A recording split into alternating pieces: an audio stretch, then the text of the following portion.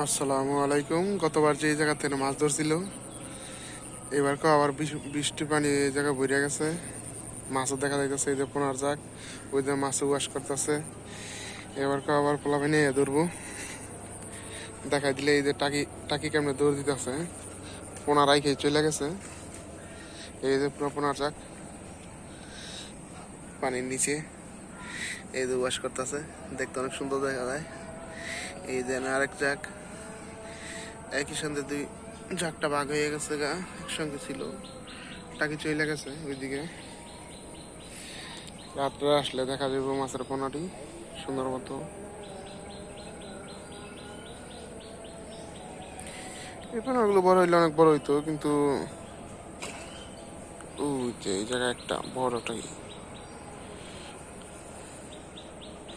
এই পোনাগুলো বড় হওয়ার সময় দেয় না, টাই ধরে নিয়ে চলে যায় রাত্রে আইসা,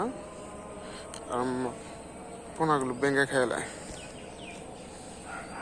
এই জায়গায় মাছে ওয়াশ করতেছে। এখনো যেই পানি আছে শুকাইতে, যদি বৃষ্টি না হয় শুকাইতে 10-12 দিন যাবো গা।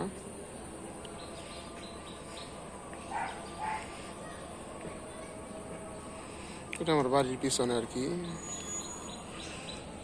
এই যে মাছ, পোনাগুলো দেখতে অনেক সুন্দর দেখা যায়।